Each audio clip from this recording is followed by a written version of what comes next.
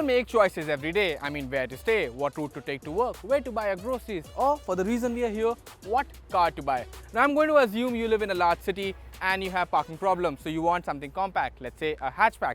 Now, with large cities also comes bad traffic, so you want an automatic, and with diesel's future not being set in stone, you want a petrol car. And we just make things a little bit more premium for you. Hi, my name is Dhruv Paliwal, you're watching autoX, and today we are talking about the Maruti Suzuki Baleno and the Hyundai i20. And we're going to find out which of these two petrol automatic hatchbacks will help you conquer the urban jungle. Wait. Before you start asking where the Tata Altroz DCA is, we wanted it here for the test, but Tata did not have a media unit available. We have driven the car, the review is up on our website, on our YouTube channel, and it's also in this month's issue of the autoX magazine. So do catch those, but after you've finished watching this video. And with that, let's get the test started.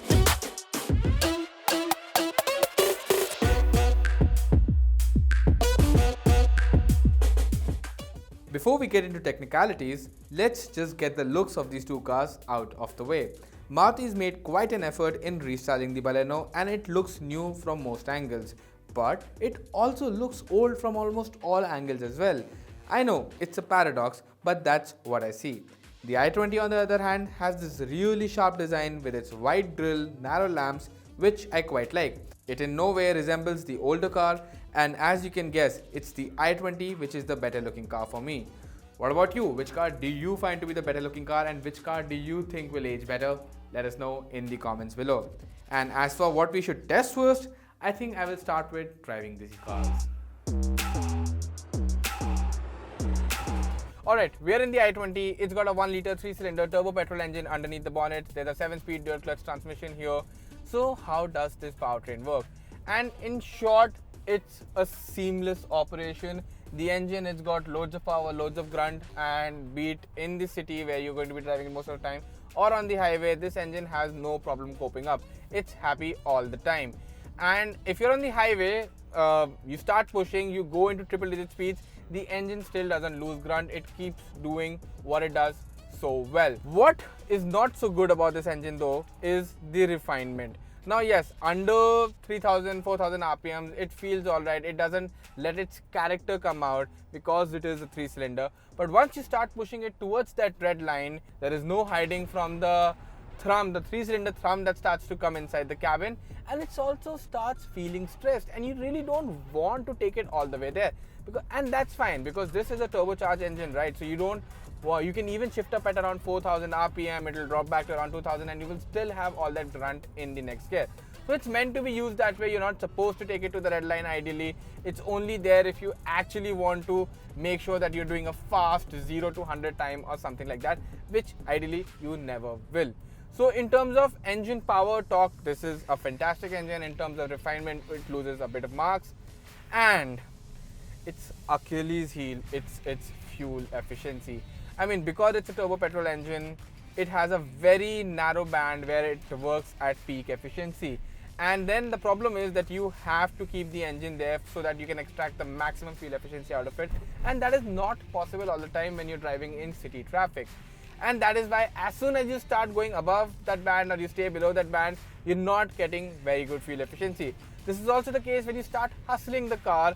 At that point of time, the fuel efficiency just drops. I mean, we've been driving it for 3-4 days now, and the fuel efficiency figure, as soon as you start caning the car, it drops down to around 5, 6, 7 kmpl, which honestly, it's not acceptable in a hatchback. Where things start to become better for the engine, it's this 7-speed dual clutch transmission.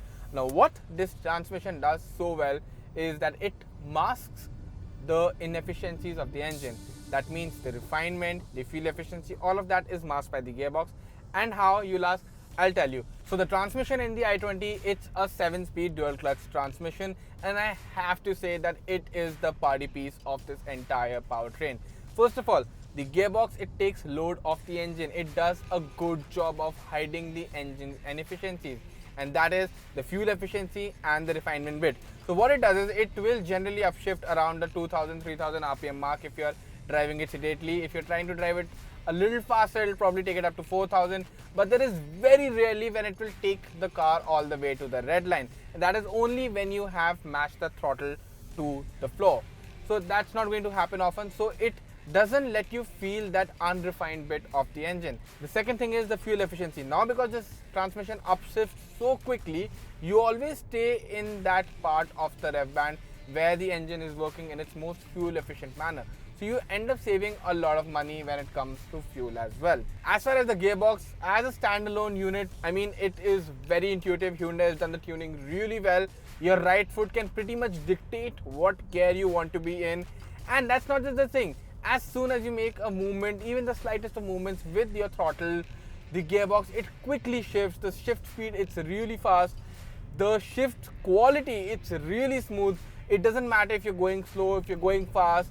This DCT, it will not jerk you around. I think out of the engine and the gearbox, it is the gearbox that's doing a much better job of delivering a smooth experience when it comes to driving the i20 petrol automatic in the city.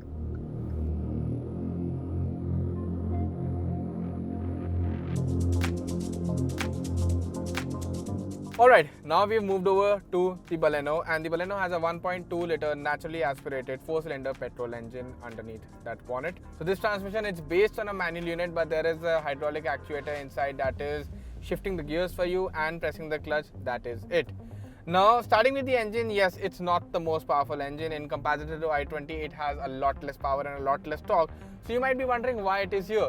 And that is because even though it has less power and less torque, it is still enough power and enough torque to work well inside the city and even on the highway for that matter. We have driven this car on the highway. It does triple-digit speeds with relative ease. There is a catch, we'll get to that, but it does those. So it is doing the job and it is doing it well. As far as the engine goes, I mean, it's a really nice engine because it likes to rev all the way to the red line. It makes decent amount of power and torque all throughout the rev range. So no matter wherever you are, you push on the throttle and you will get that shove, you will get that drive. So that is good. As far as refinement goes, it's a really refined unit because it's naturally aspirated and it doesn't feel stressed and all that bit. And it's honestly a very refined unit. You would not mind revving it all the way to the red line. Alright, now coming to the bit that this engine does really well, and that is fuel efficiency. Now, as you know, it's a naturally aspirated engine. It is very fuel efficient. Maruti claims that according to ARAI is going to give you close to 23 kmpl with this AMT transmission and around 22.5 with the manual. In the manual, we've come close to that figure in the older Baleno, and even in this car, we've been driving it around in the city for around 2, 3, 4 days now. And the car, it's been showing me around 17, 16 and even 18 at times on the MID, which is a fantastic number to be honest. And it is a real win over the i20 for the Baleno because as we all know, petrol is getting expensive. It will keep getting more and more expensive.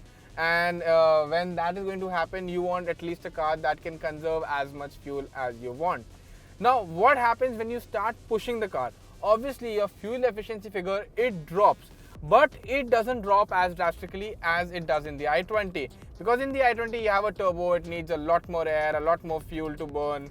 And you don't want that in this. That does not happen in the naturally aspirated engine. You burn less fuel, and that is why even if you are caning the car, it stays relatively fuel efficient. Let's get to the elephant in the room, and that's the AMT gearbox. The Baleno earlier used to get a CVT transmission, but it no longer gets that. It now gets an AMT. An AMT, it's a 5-speed AMT. It's based on the same manual transmission that is there in the Baleno. It's just that the clutch and the gear selector, that's been hydraulically actuated, and those things happen on their own. So yeah, I mean, AMTs have never had a really good image. It's always been taken with a pinch of salt that, you know, it's an AMT, so treat it like an AMT. And I think that thing still holds true here. This is an AMT, and if you try and push it, if you try and push the Baleno, you're not going to have a good time. It's going to get confused, it's going to rev a lot, and it's just basically not going to do what you want it to do. However, that does not mean that this powertrain, it doesn't work. It does work. The only thing is that you have to not hustle it. You don't have to mash the throttle. Even if you want to build speeds, you have to do so in a linear fashion. You have to do so in a gradual fashion. And if you do that, you will find out that the transmission, it actually works wonders.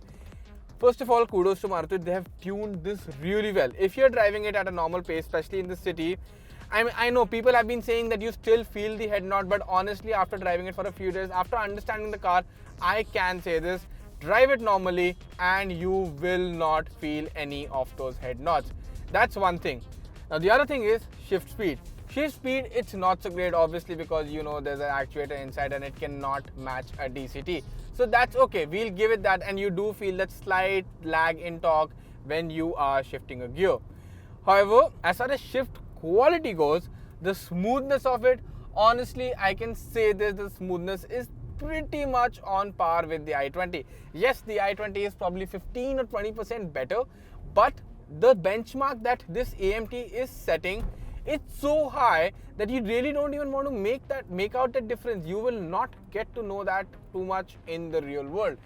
As far as other AMTs go, I think this is now the benchmark they will have to follow. This is the benchmark that all AMTs will have to look up to. And we've seen this. Maruti has been doing a great job with their AMTs over time and they keep getting better and better. And I think this is the best version yet. Okay, I said that this transmission is intuitive, and it is. It will shift up and down right when you want it to. But sometimes, just sometimes, and I feel Maruti has done this to conserve more fuel, it is a little too eager to upshift. So when you will press the throttle slightly to get a bit of acceleration and you want the car to keep accelerating, what it will do is it will give you that acceleration for some time, and after that what happens is that it quickly upshifts into the next gear. So your torque is lowered and you don't have that same kind of drive that you expected or wanted or did have earlier. So that is my one small gripe with this overall powertrain combination. To sum it up, I don't think it's lacking on power, I don't think it's lacking on torque. I think it's got enough for what it needs to be doing. As far as city speeds, highway speeds, anything is concerned, it does it all well. Yes, it will not go as far as the i20, but that's okay. Not everyone is looking for a really fast hatchback. This will also work for a lot of people. In terms of practicality and convenience, both cars are quite similar. Getting in and out of both the i20 and the Baleno feels quite similar, and storage spaces in both cars are quite similar as well. There is one concern in the i20 however, and that is that one of the cup holders in the front gets taken up by the air purifier. As far as interior quality is concerned, it's the i20 that's ahead of the Baleno with better fit and finish and quality levels.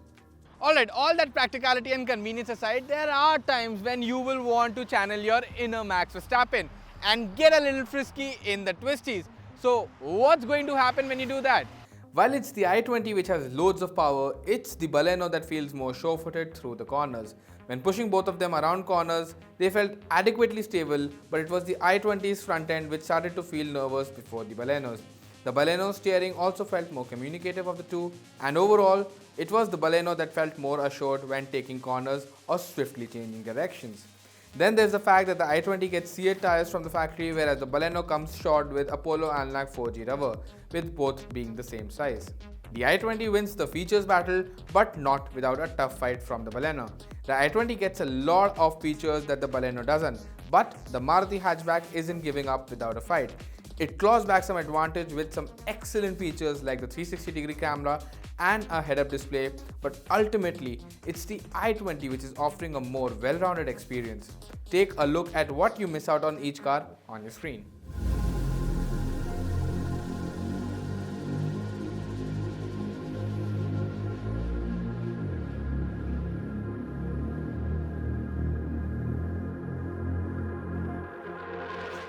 Alright, we've reached the end of the test and I have a bit of bad news. I can't pick an outright winner between these two cars because it's just that close. However, what I am going to do is I'm going to paint some scenarios for you and I'm going to tell you which car fits which scenario, and then you can decide and tell me also which car works better for you. So I'm going to start with the most button obvious scenario here, which is if money doesn't matter to you, if you're willing to pay that extra money and if you don't mind the fuel efficiency, that means again more money, then which car should you be picking? And in that case, it's an easy answer. It's the i20. It's hands down the more refined car over here, and when you're sitting in the driver's seat or any other seat of the i20, you're going to have a good time. So if you don't mind spending that money, and mind you, that's a lot of money because you spend around 2.5 lakh rupees on road more than the Baleno to bring the i20 home, then yeah, go get the i20. However, if money does matter to you, if you are not willing to spend whatever it takes to get the best experience outright, then yes, then the Baleno, it does come into its own. And that's because yes, the i20 has a more powerful engine, yes, the i20 has a better gearbox, yes, the i20 has a bigger feature list, but the Baleno, it's not far behind. The engine, it's enough. The gearbox, yes, it's an AMT, but it is enough. It is actually pretty smooth and can match the i20's gearbox in some areas. The feature list, yes, the Baleno has lesser features, but there are a few features that even the i20 doesn't get that you get on the Baleno. So in terms of value for money, yes, it is delivering a very, very, very good experience. And that's why if you don't want to spend a lot of money bringing the car home and you don't want to spend a lot of money refueling it every time the fuel tank gets empty, then yes, then you should be buying the Baleno. Now, I've told you when you should be buying the i20 and I've told you when you should be buying the Baleno. I have a third option for you. If you want that sporty experience, obviously that's pretty much there in the i20 because it's got the DCT, it's a fast shifting gearbox. So if you want that sporty experience, but you don't want to spend some 13.5 odd lakhs trying to bring one home, you can actually go for one of the low variants. This is the Asta optional we have here. You can go for the Asta, which is around 70,000 rupees cheaper, or you could go for the sports variant that is even below that, and it's quite a lot cheaper. You'll find the exact difference down on the screen below. But the point is that you can have the same driving experience at a lesser cost, but what you're going to be sacrificing on are features. And it's a lot of features that you have to sacrifice. Make sure you know that. And maybe I shouldn't be telling you this, but I'll tell you this. The sports variant, which is above which comes the Asta and above which comes the Asta optional, that means it's the third variant from the top of the i20, is still more expensive than the Baleno's top spec Alpha variant. I mean, that should tell you how much value for money the Baleno is. And yeah, if you want the driving experience at a lesser cost, go for one of the lower variants of the i20. If you want value for money, go for the Baleno.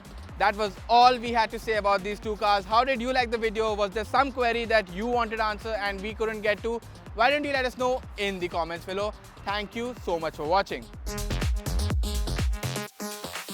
Alright, this is the end of the road. If you liked the video, do give it a thumbs up. If you want to share it with your friends, do that. Share it with your family, people who are looking to buy this car. Do let them know that this kind of a comparison exists so that they can make a better choice. And finally, subscribe to the channel, hit that bell notification bell if you want to keep watching more such fun automotive content. Thank you so much for watching. See you in the next one.